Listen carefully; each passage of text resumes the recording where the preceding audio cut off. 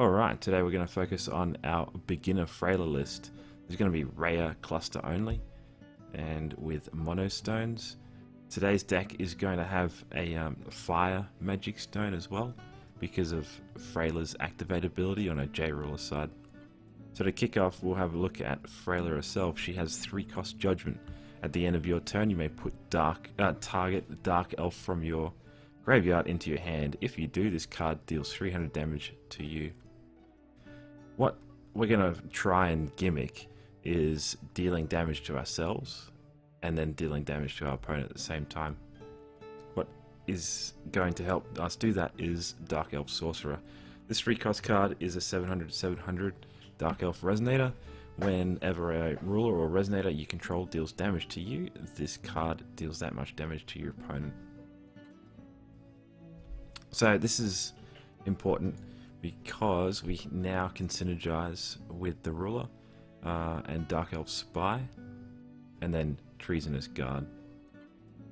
So Dark Elf Spy, at the end of your turn, this card deals 100 damage to each player. Now if you land that next to a Dark Elf Sorcerer, you're dealing 200 damage to your opponent at the end of your turn, while only dealing 100 damage to you as well.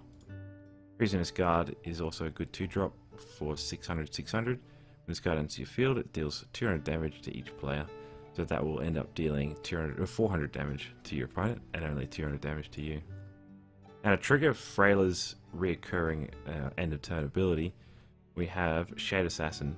This is going to be our control tool, and it's going to keep coming back. Shade Assassin is a 1-cost 200/200. Whenever this card deals damage to a resonator, destroy that resonator. This card gains swiftness as long as you control another Dark Elf.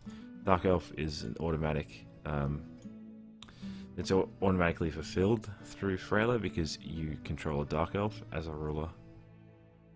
So you swing your Shade Assassin into something, it dies at the end of your turn, you get Shade Assassin back, dealing 300 damage to you, and when you have Dark Elf Sorcerer on the board, you also deal 300 damage to your opponent. So these are our life losing abilities. We don't really need any more because then you start to lose too much life. So the balance is keeping your life total somewhat relevant, and then spending it and draining both players' health at the same time.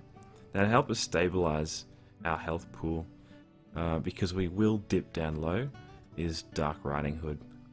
This card gains whenever this card deals damage to a resonator, destroy that resonator as long as your life is 2,000 or less. So you can already see the synergy there.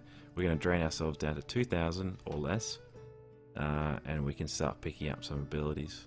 This card gains swiftness as long as your life is 1,000 or less.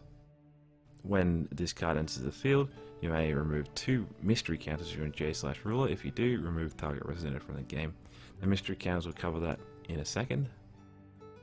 And then whenever this card attacks, it deals 200 damage to target player or resonator, you gain 200 life. So when you're 2,000 or less life, this guy can come in and attack, dealing 200 damage to something, anything, any resonator that your opponent controls, and you'll kill it, or you can deal damage to the opponent's life total, and you gain 200 life. It'll help you stabilize as well once Dark Riding Hood can swing multiple times. Another key way to stabilize your life total is Black Blood Knight. This is the 3-cost card, 800/800. Whenever this card deals damage, you gain that much life. So even if it deals damage to your resonator, as long as it deals damage, you gain that much life. How much damage you dealt, you gain that much life. We run this at high copies because 800 is pretty good to heal every time you attack or deal damage with this guy. Another way to gain life again is Vitality Drain. Quick cast, 5-cost. Target player loses 1,000 life, you gain 1,000 life. So because you're triggering Frayla's ability quite often, your life total is going to dip down low, and these are 3 ways that you're going to regain life. And then you can awaken it as well. Remove a mystery counter from your J/ruler. This card deals 1000 damage to target resonator. So mystery counters is a secondary resource in this deck. We only have 2 ways to gain them, and we're going to play Moon in the Mist. This card is technically bad because it's putting 2 cost onto a gaining 1 mystery counter. But at least we are controlling the board by destroying target resonator while we're doing it. So we gain that mystery counter. We won't be using it for Dark Riding Hood, but we will be using it for Blood Spray. Blood Spray is really important in the archetype because sometimes you just need to draw cards as a controlling deck. Blood Spray says for 2 costs, draw 2 cards. This card deals 300 damage to you. Awakening, remove a mystery counter from your J/ruler. Destroy target resonator with total cost 2 or less. This is important, and I would only be playing it really after Moon in the Mist. So we'll play Moon in the Mist at 2 copies, and then Blood Spray additionally at 2 copies.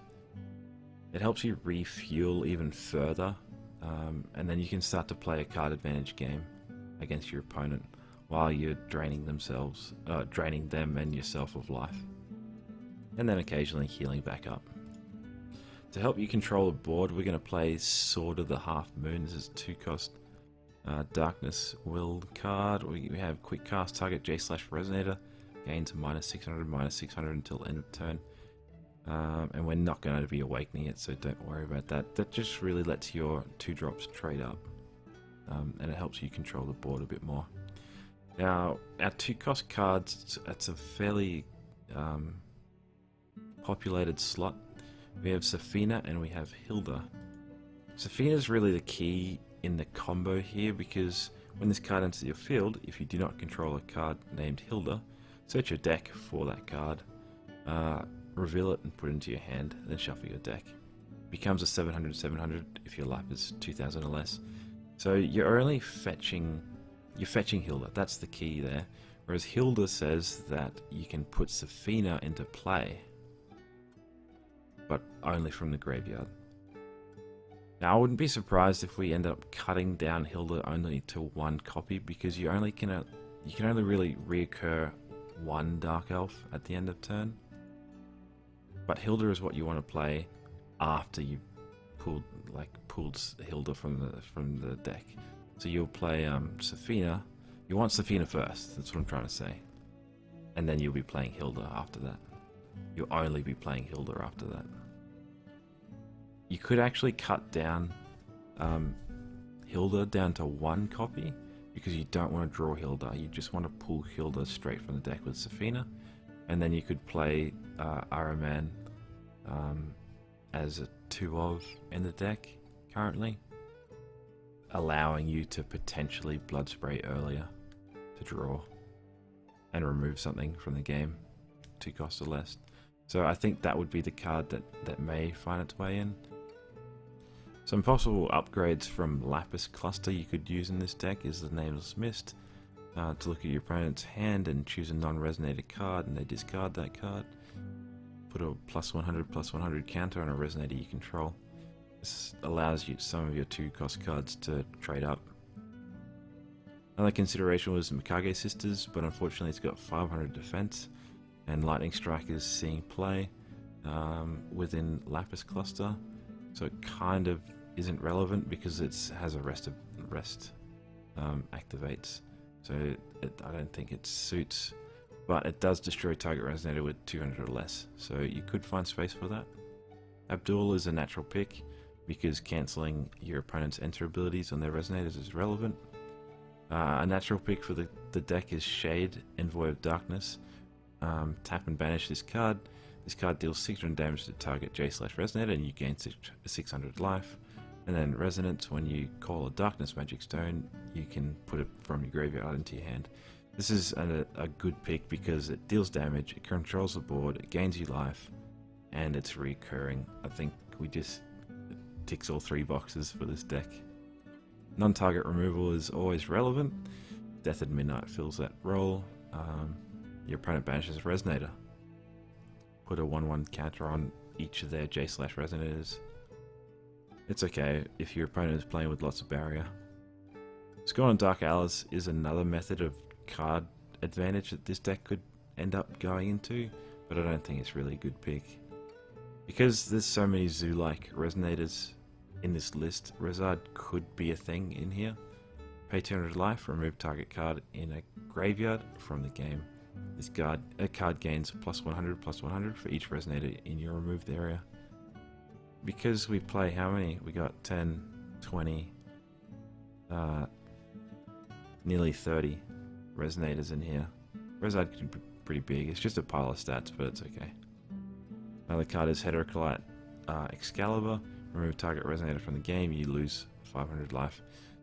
This is just cheap removal. You can play next to a 2-cost card or a 1-cost card, and you have lots of those.